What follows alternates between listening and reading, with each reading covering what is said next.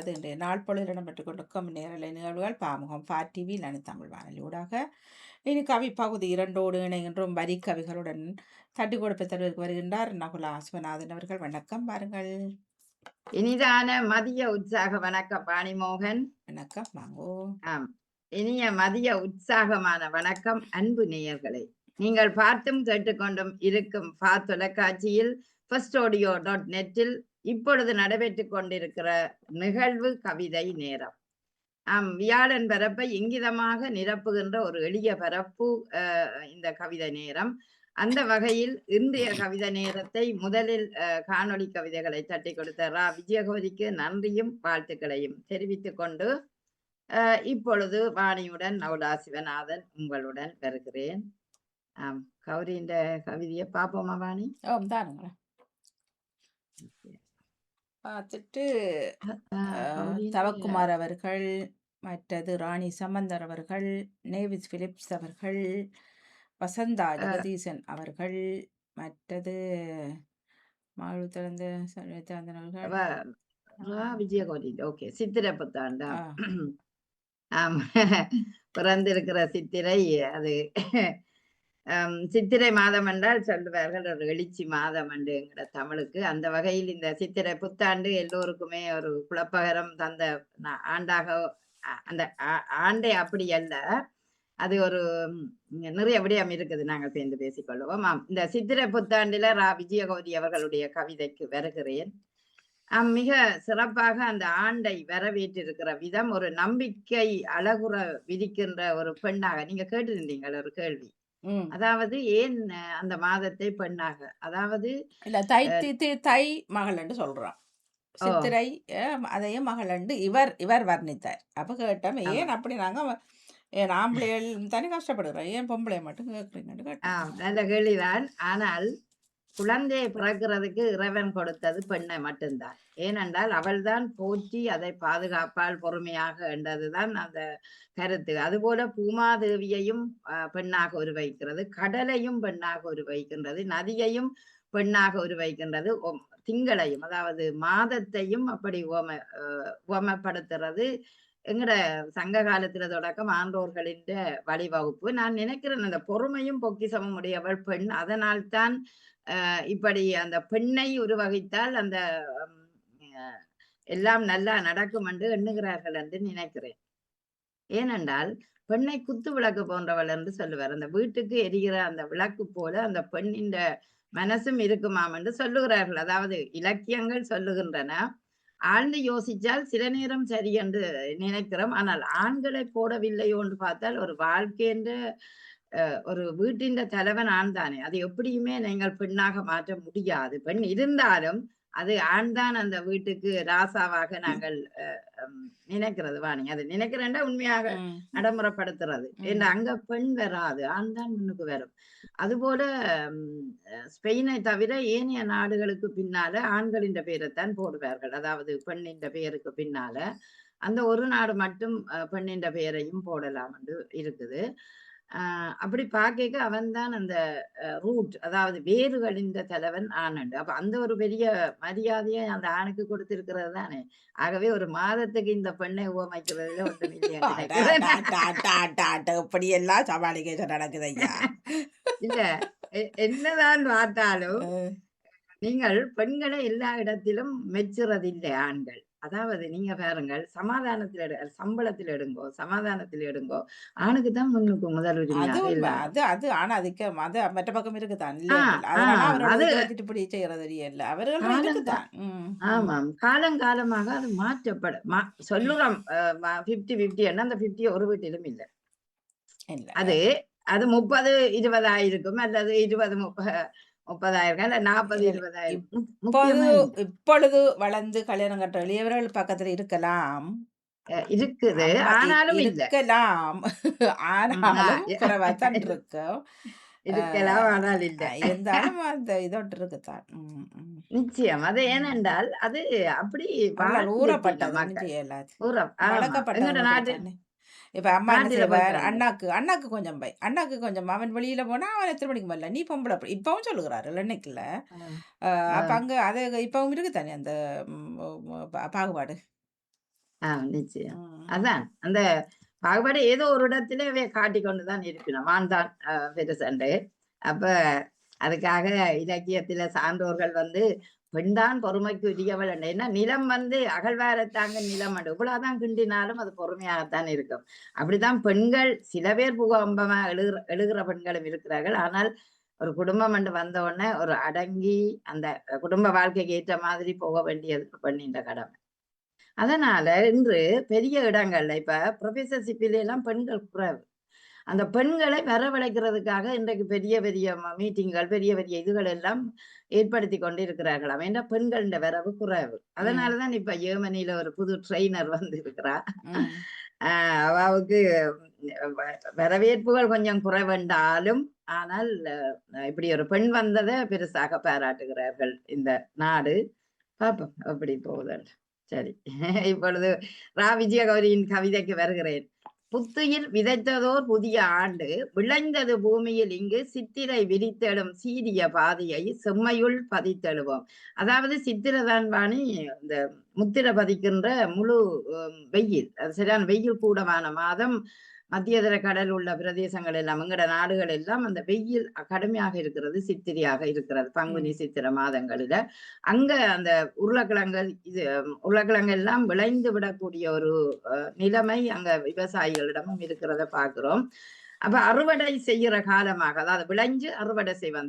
ஜனவரியில டிசம்பர்ல வைப்போம். ஆனா சித்திரையில நாங்கள் எல்லாம் அறுவடை செய்து காசெல்லாம் கையில இருக்கும்.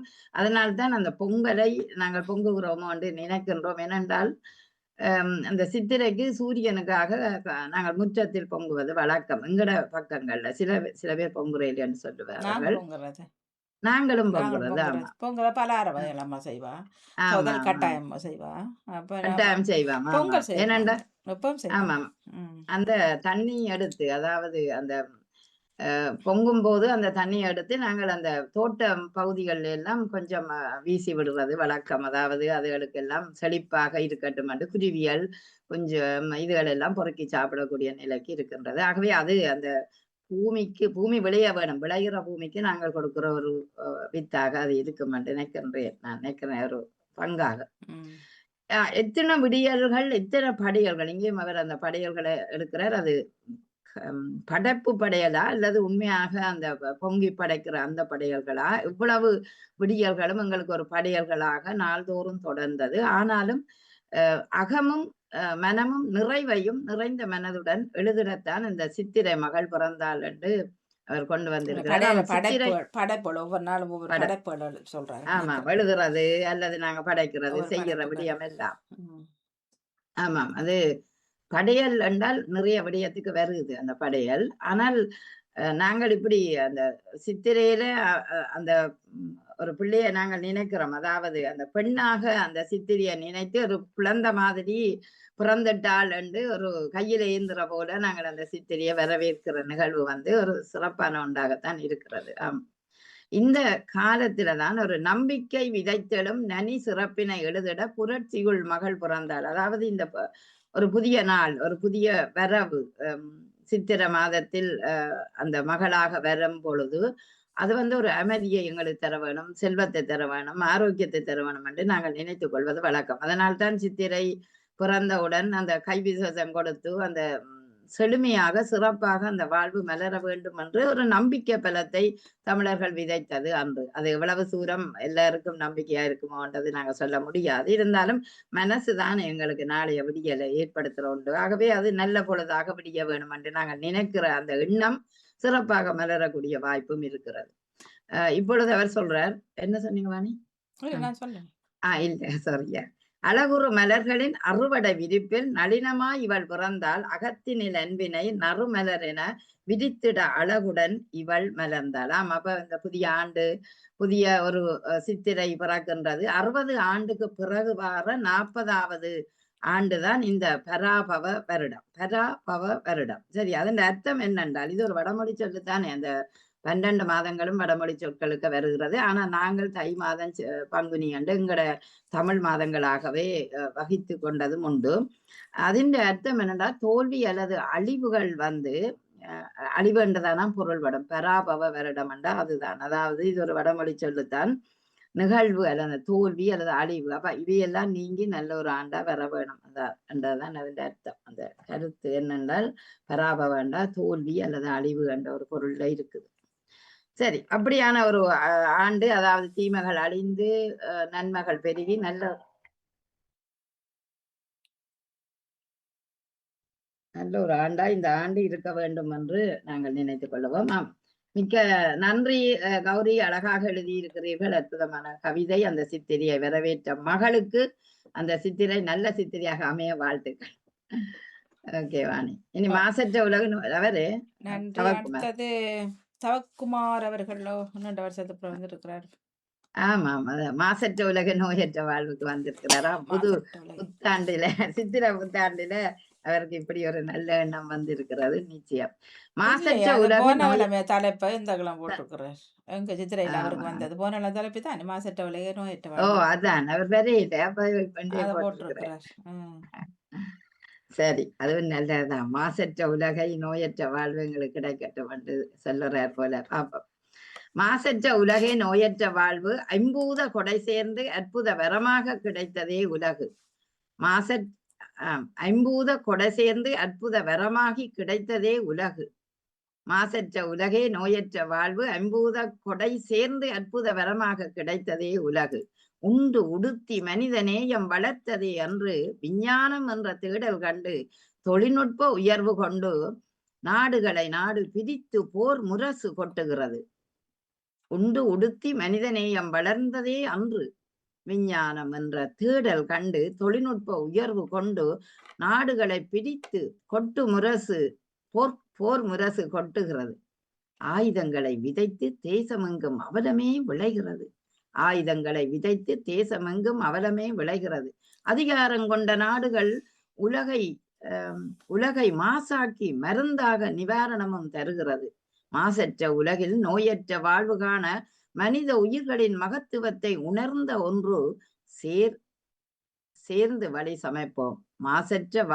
மாசற்ற உலகில் நோயற்ற வாழ்வு காண மனித உயிர்களின் மகத்துவத்தை உணர்த்த ஒன்று சேர்ந்து வழி சமைப்போம்.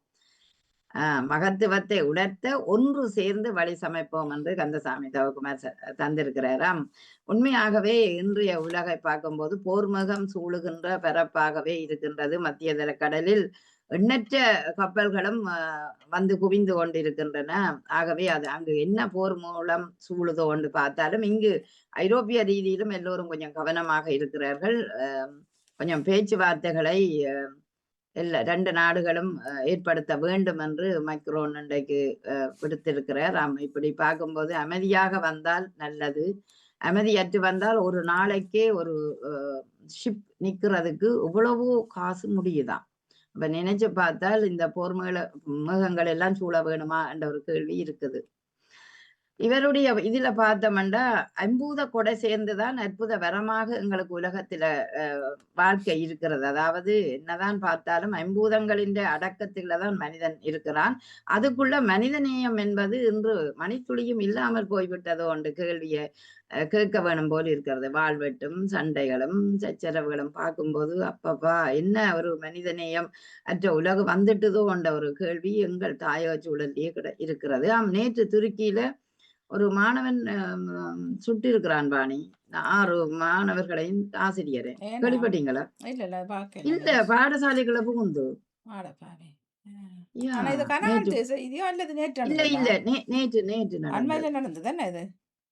நேற்று நடந்த நேற்றைய செய்தி நினைச்சு பார்க்க எல்லாம் ஒரு இதா இருக்குது. எத்தனை என்றால் 8ஆம் வகுப்பு மாணவன் என்றால் ஒரு 15 வயசுதான் வரும். ஓ ஓ இப்ப அது இங்க இந்த எங்கட நாடுகளிலும் எல்லாம் வேண்டலாம் தானே வாணி. ஆனா வச்சிருக்கிறையல் லைசன்ஸ் எடுக்கணுமே ஒழிய மற்றும்படி யார்கிட்ட பெரியாக்கண்டை எடுத்து கொண்டு வர்றது தானே, அப்படியும் இருக்கலாம். இந்த நேயத்துல மனித நேயமற்ற ஒரு நிலை வருகிறதா என்ற ஒரு கேள்வியை அவருடைய கவிதையில நான் கேட்டுக்கொண்டு, அடுத்தது விஞ்ஞானம் வளர்ந்ததுதான் அன்று, அதாவது மனிதநேயம் வளர்ந்தது அன்று, ஆனா விஞ்ஞானம் வளர்ந்தது இன்று. அது தொழில்நுட்பத்தோட சேர்ந்து இன்றைக்கு நாடுகளை நாடு பிரித்து போர் முரசு கொட்டுகிறது. அதாவது ஒவ்வொரு நாடுகளும் யுத்தத்தாலேயோ அல்லது பொருளாதாரத்தாலேயோ ஒரு சண்டைகளை பிடித்து கொண்டு நிற்கிற நிலையை பார்க்கும்போது அது தேசமெங்கும் எங்களுக்கு அவலமாக இருக்கின்றது.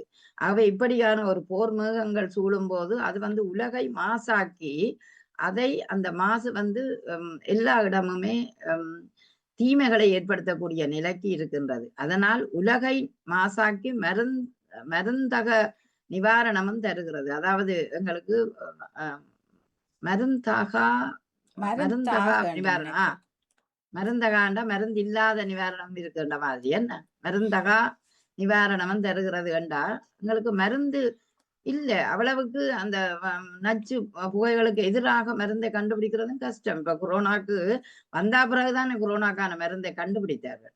அதுக்கு முதல் கண்டுபிடிக்கல. இப்ப போர்க்கால சூழலில அங்க பாவிக்கிற கந்தக புகைகளுக்கு என்ன எதிர்மருந்து என்று தெரியாத அளவுக்கு இன்றைக்கு இருக்கிறது என்று நான் நினைக்கிறேன். அவை அப்படி பார்த்தால் நோயற்ற ஒரு வாழ்வு மனித உயிர்களின் மகத்துவத்தை உணர்த்துற ஒன்றுதான். ஆனால் அந்த நோயற்ற வாழ்வுக்கு நாங்கள் வழி சமைக்க எல்லோரும் சேர்ந்து ஒத்துழைக்க வேண்டும் என்றது அவர் ஒன்று சேர்ந்த வழிதான் நாங்கள் சமைக்க வேணும் என்பதை அழகாக சொல்லி இருக்கிறார். சிறப்பான வாழ்த்துக்கள் கந்தசாமி தவக்குமார். தொடர்ந்து வாருங்கள். நீண்ட நாள் உங்களை காணவில்லை. நாங்கள் இந்த இன்றைய கவிதையோடு உங்களை தொடர்ந்து அடுத்த வாரமும் எதிர்பார்க்கிறோம். நன்றி. நன்றி. நேவிஸ் பிலிப்ஸ் அவர்கள் உங்களோட கவிதை தர போறீங்களா? உங்களுக்கு ரெண்டு வரி இருக்கு, தாருங்க. நேவிஸ் பிலிப்ஸ் அவர்களே வணக்கம். சரி, மற்றவரை நீங்க தாங்க, வரட்டும். ராணி சம்பந்திட்ட போவோம். இல்ல, வாரார். சரி, நீங்க தாங்க. மியூட்ல இருக்கிறீங்க. குடிகளே தூரல்களா.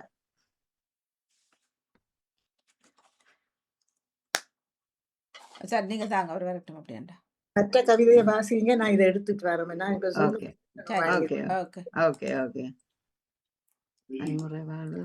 ராணி சம்பந்தர் அவர்கள் இருக்கிறார்.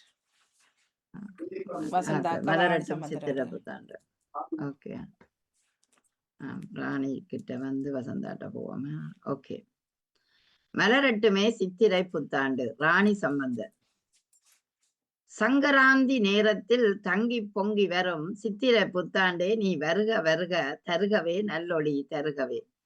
சங்கராந்தி நேரத்தில் சங்கராந்தி நேரம் ஆமா சங்கராந்தி நேரத்தில் தங்கி பொங்கி வரும் சித்திரை புத்தாண்டே நீ வருக வருக, தருகவே நல்லொளி தருகவே.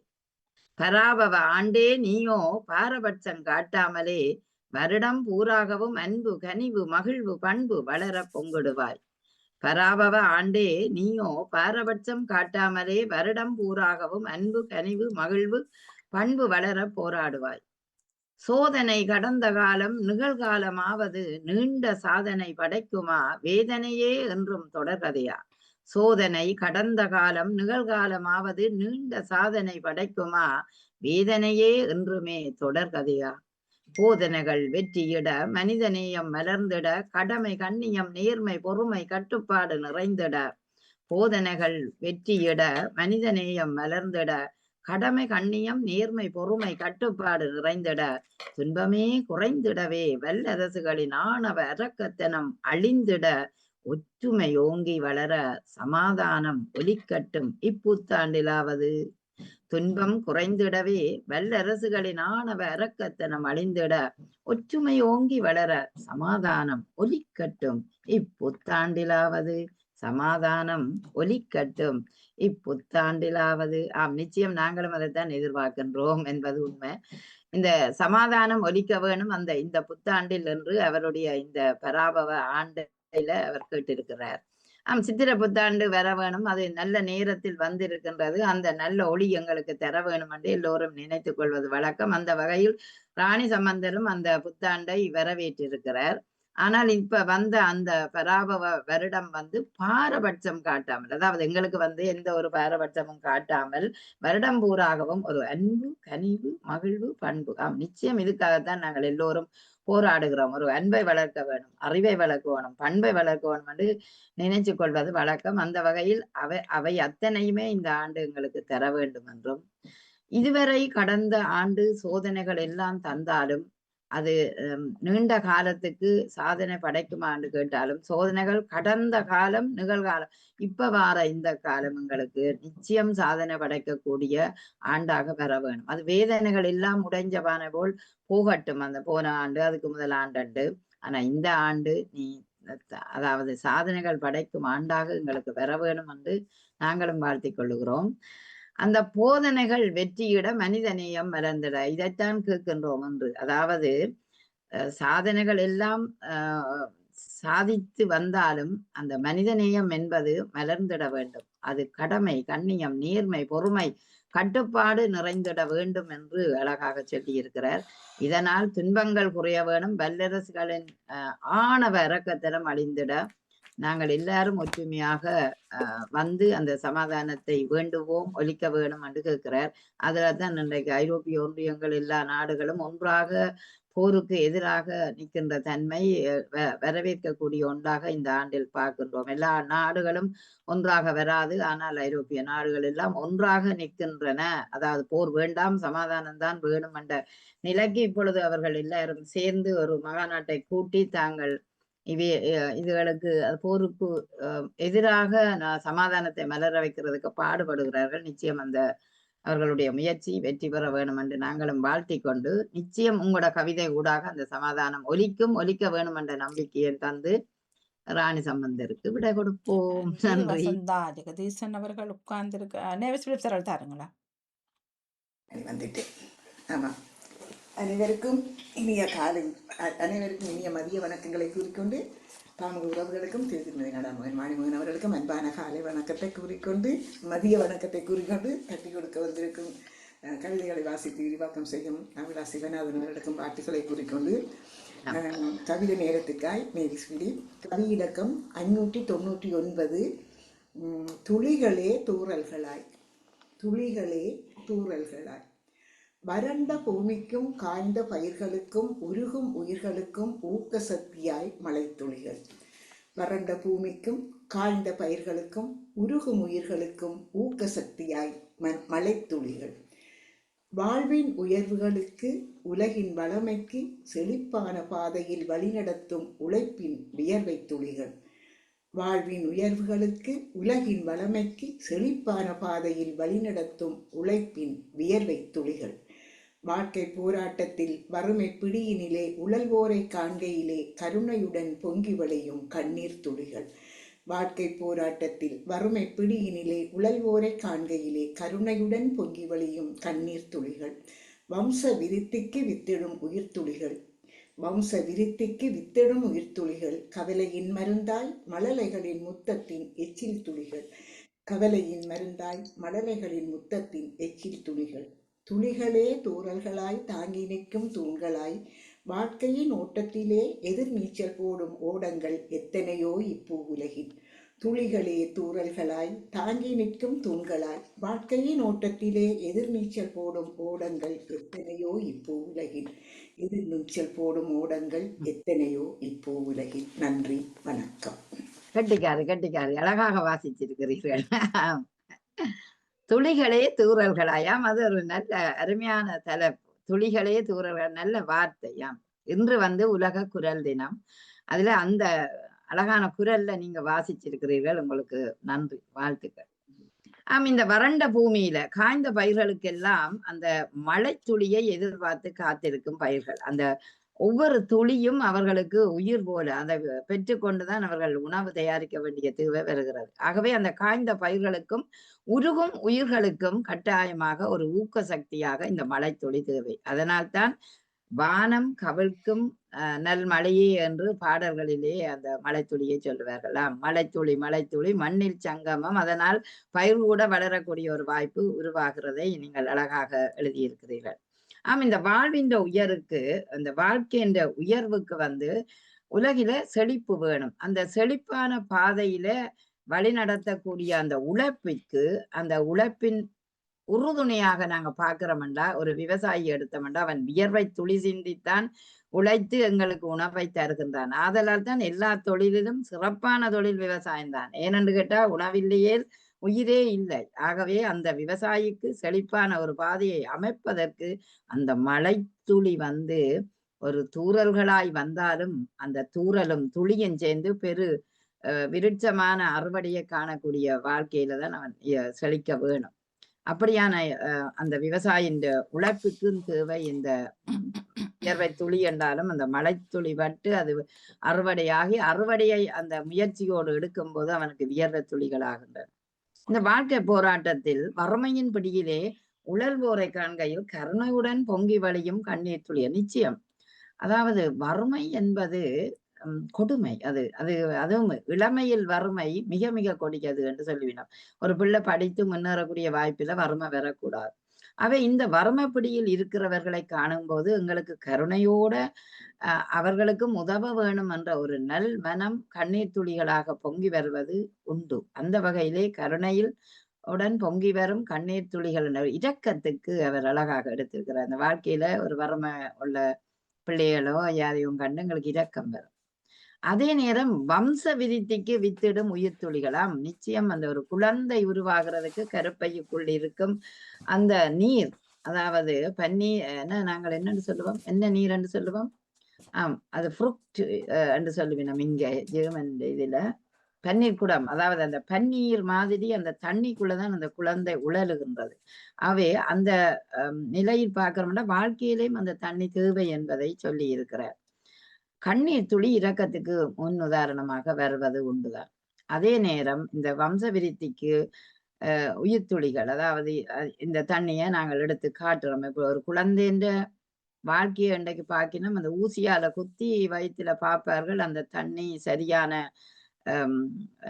நிறைவாக இருக்கிறதா அல்லது அதுல கிருமிகள் இருக்கிறதா, அதையெல்லாம் பார்த்து டாக்டர் சொல்லுவார். என்ன அப்படியான ஒரு நிலையில பார்க்க மழலையின் உருவாக்கத்துக்கே இந்த தண்ணி துளிகள் தான் அங்கேயும் முன்னிற்கதை அழகாக சொன்னார். அதாவது வம்ச விருத்திக்கு வித்திடும் உயிர் துளிகளும் அந்த நீர் தான்.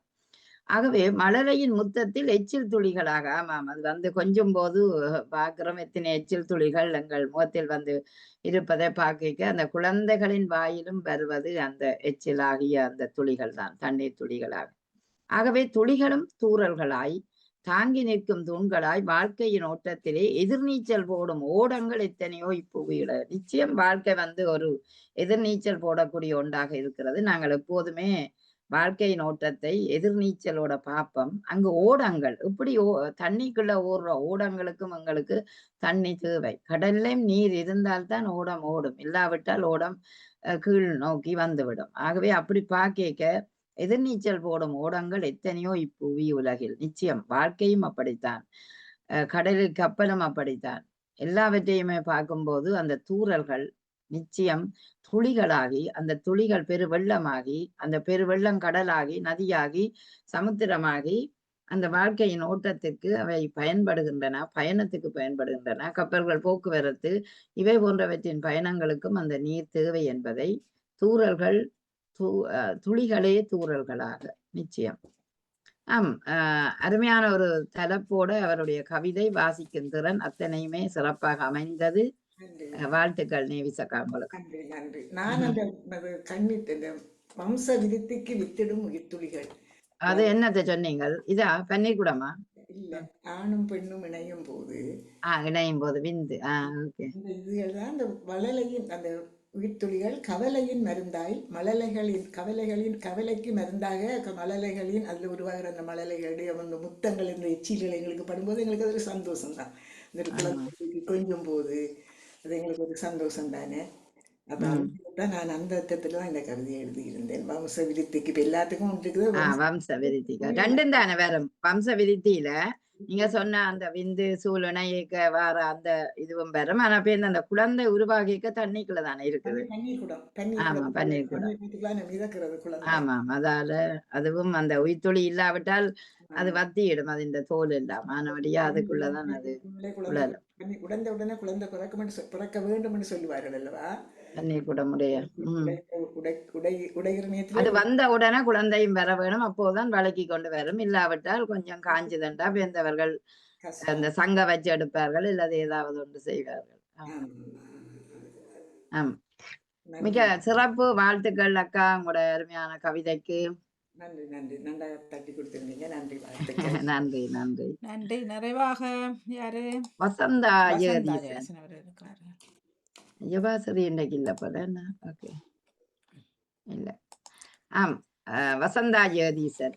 300 முகிழ்ப்பு. ஆம், 300 முகிழ்ப்பு காண்கின்ற ஒரு நிகழ்வை பற்றி எழுதியிருக்கிறார். பார்ப்போம். திறமையின் தேடல் திசையெங்கும் விரவும், திறமையின் தேடல் திசையெங்கும் விரவும், தீர்வுகள் எட்டிய திருப்பங்கள் நிகழும். திறமையின் தேடல் திசையெங்கும் விரவும், தீர்வுகள் எட்டிய திருப்பங்கள் நிகழும். சமூகத்தின் சாளரம் சார்ந்தே கருத்துக்கள் சாதித்த திறன்களில் உயர்ந்திடும் மனிதர்கள். சமூகத்தின் சாளரம் சார்ந்தே கருத்துக்கள் சாதித்த திறன்களில் உயர்ந்திடும் மனிதர்கள். கற்றவை பெற்றவை பகிர்தலில் உராயும், முற்றத்து மலர்கள் 300 முகிழும். கற்றவை பெற்றவை பகிர்தலில் உராயும், முற்றத்து மலர்கள் 300 முகிழும். அரும்பிய மலர்கள் ஆக்கிய தொகுப்பு அயராது தொடர்கின்ற தொகுப்பின் வியப்பு. அரும்பிய மலர்கள் ஆக்கிய தொகுப்பு அயராது தொடர்கின்ற தொகுப்பின் வியப்பு. பயனுறு தேடலில் பாருங்கும் அழைப்பு, பற்பல திறமைகள் அறிந்த வியப்பு. பயனுறு தேடலில் பாருங்கும் அழைப்பு, பற்பல திறமைகள் அறிந்த வியப்பு. மூத்தோர் தகமைக்கு முதன்மை நிறைத்து காத்திடமாகும் காலத்தின் பதிவு. மூத்தோர் தகமைக்கு முதன்மை நிறைத்து காத்திடமாகும் காலத்தின் பதிவு. பாமுக தளத்திலே பதியத்தின் விதைப்பு தொகுத்தே தொடரும் தொகுப்பாளர் சாந்தினி. பாமுக தளத்திலே பதியத்தின் விதைப்பு தொகுத்தே தொடரும் தொகுப்பாளர் சாந்தினி. விடாமுயற்சியே வெற்றியின் தொடுகை, மனதார வாழ்த்தியே மகிழ்கிறோம் நாம். விடாமுயற்சியே வெற்றியின் தொடுப்பு, மனதார வாழ்த்தியே மகிழ்கிறோம் நாம்.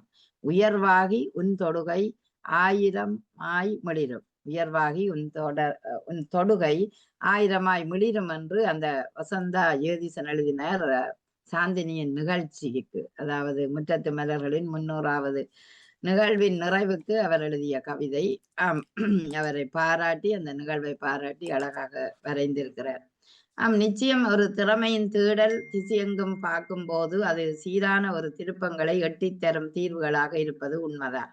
அந்த வகையிலே சமூகத்தின் சாளரம், அதாவது சமூக பிரச்சனைகள், சமூகத்தில் இருக்கிற கருத்துக்கள் போன்றவற்றை எடுத்து வரும் நிகழ்வாக அந்த சாதித்து உயர்ந்த மனிதர்கள், அதாவது சாதித்தவர்களின் நிலைகளை அவர் எடுத்து சொல்ற விதம் மிக சிறப்பாக அமைகின்றது. அந்த வகையில் கற்றவை பெற்றவை பகிர்தல், அதாவது ஒவ்வொருத்தரும் கற்றுட்ட பெற்றுட்ட தங்களோட அனுபவ பயிர்வுகளை கொண்டு வந்து முற்றத்து மலர்களிலே சொல்வது வழக்கம். அந்த வகையிலே ஒவ்வொரு விருந்தினரும் ஒவ்வொரு மலராக அரும்பின ஒரு தொகுப்பாகத்தான் அந்த 300 அடைந்திருக்கிறார் சாந்தினி அவர்கள். இந்த அயராது தொடர்கின்ற இந்த தொகுப்பு ஒரு வியப்பாக எனக்கு இருக்கின்றது. ஏனென்றால் ஒரு பயனான தேடலும் பாருங்கும் அழைப்பாகவும் இருக்கின்றது. அதனால் பற்பல திறமைகளை கொண்டு வரக்கூடிய ஒரு நிகழ்வாக அவர் பார்த்திருக்கிறார்.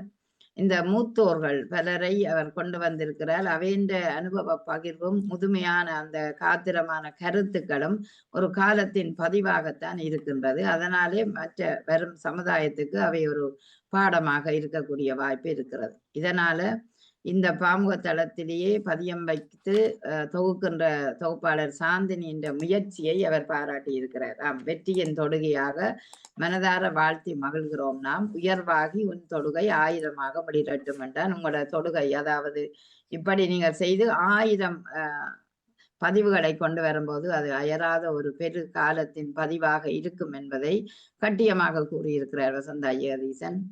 வாழ்த்துக்கள், பாராட்டுக்கள் சாந்தினிக்கும் வசந்தா ஜெகதீசனுக்கும். இந்த நிகழ்வின் ஊடாக, அதாவது முற்றத்து மலர்களின் 300வது நிகழ்வின் முகிழ்ப்புக்கு அவர் தந்த வாழ்த்து சிறப்பாக அமைந்தது. பாராட்டுகள்.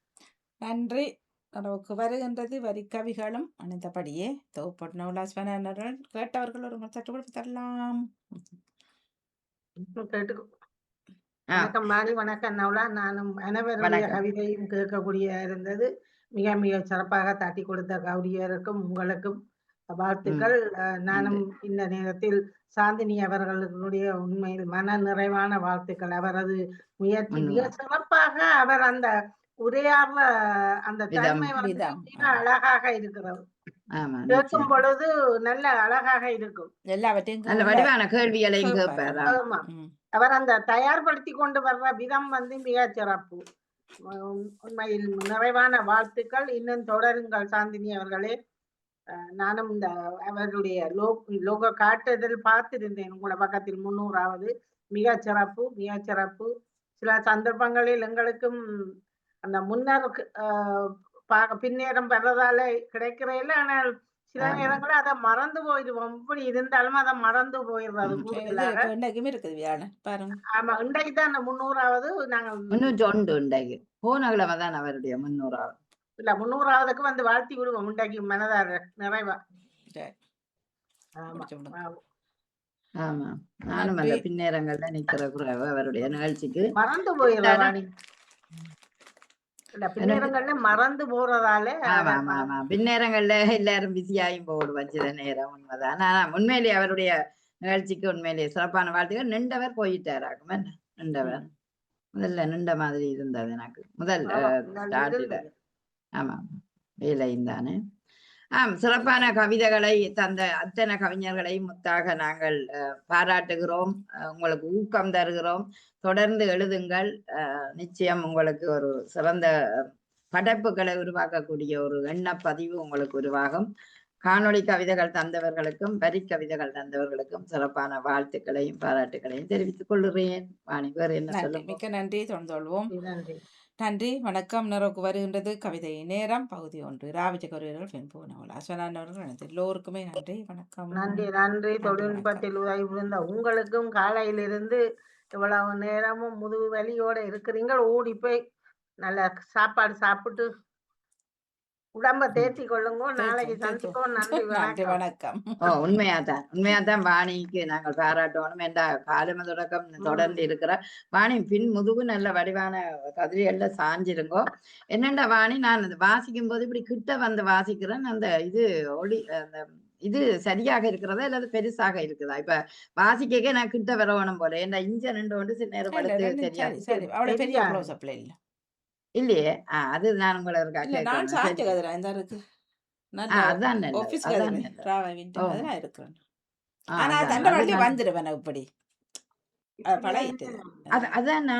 நானும் இப்படி வந்துடுவோம். நான் ஒரு நாளும் பின்னுக்கு தள்ளி இருக்கிறதே இல்லை. என்னுடைய வந்த கதிரை தான் நான் ஒரு நாளும் தள்ளி இருக்க மாட்டேன். ஏண்டா எனக்கு எப்போ நிமிந்து இருக்கணும். பழகிட்டேன். அது கூடாதுதான். நீங்க ஆபீஸ்ல வேலை செய்யறவர்களும் எப்படியும் எழுதுறதுக்கு இப்படித்தான் வரும். இப்படி கொண்டு செய்யலாம். இருக்கல மட்டும்தான் இப்படி இருக்கலாம். அதுக்காக நாளடைவில் ஒட்ட ஜீங்கி மாதிரி வந்தாலும் கவனம். அதையும் பார்த்து கொள்ளுங்க. அது மிக மிக முக்கியம். இதுவரை நேரமும் தொழில்நுட்பத்தில் உதவி செய்த வாணிமோகனுக்கும் அதிபர் நடாமோகனுக்கு நன்றி கூறி உங்களிடமிருந்து விடைபெறுகிறேன். நன்றி. வாழ்த்திக் கொள்கிறேன். ஆரம்பத்தில இருந்து கவிதை ரங்கராஜாவில இருந்து வசந்தா ஜெகதீசன் வரை அத்தனை கவிதைகளுக்கும் சிறப்பான வாழ்த்துக்கள். விருப்பு தலைப்பாக இருந்ததாலே அவர்களுடைய மனதில் பட்ட கவிதைகளை கற்பனை வடிவில் எல்லாரும் கொண்டு வந்திருந்தார்கள். மிகவும் சிறப்பாக இருந்தது. தட்டி கொடுத்த கௌரி அவர்களுக்கும் நகுலா அவர்களுக்கும் சிறப்பான வாழ்த்துக்கள். நன்றி. நன்றி. ஏன் அக்கா இருக்கிறாங்க? வணக்கம் பகுதியோ. வணக்கம். 2வது பகுதி நகுலா சிவநாதன் அவர்களும் 1வது பகுதியை ராம்ஜி அவர்களும் சிறப்பாக வாசித்து தட்டி கொடுத்தது. உங்களுக்கு சிறப்பான வாழ்த்துக்கள். வாணிக்கும் வாழ்த்துக்கள். நன்றி. நன்றி அக்கா, நன்றி. மீண்டும் அடுத்த வாரம் பண்படுமோ பண்பாடு என்ற கவிதை வரிகளோட உங்களிடம் சந்திக்கின்றோம். நன்றி. என்ன கவிதை தலைப்பு? பண்படுமோ பண்பாடு. பண்பாடுமோ அதான் கேள்வி. கேள்வி இல்ல, அவ பண்பாடுமோ பண்பாடு. அதுவும் ஓரளவு கேள்வியா அமையுது. பண்பாடு. மாணி, வேற என்னம்மா? அடுத்த நிகழ்ச்சிகள் எல்லாம் எல்லாம் முடிந்து விட்டதா? எல்லாரும் நன்றி. நன்றி. வணக்கம். மணி எல்லாரும் ஓடி செல்லுங்க. கலைக்கிறவா. நன்றி. வணக்கம். பண்படுமோ பண்பாடு மாத்தி எழுதி விடுவோம். இல்ல அதுதான் நான் அந்த தலைப்பு. பண்படுமோ பண்பாடு, அதுதான் தலைப்பு. நகுலாவதி அவருடைய கடற்கரையை பார்க்க இந்த காலத்துல இப்படி கடற்கரை. நகுலா சிவநாதன். நீங்க நகுலா சிவநாதன்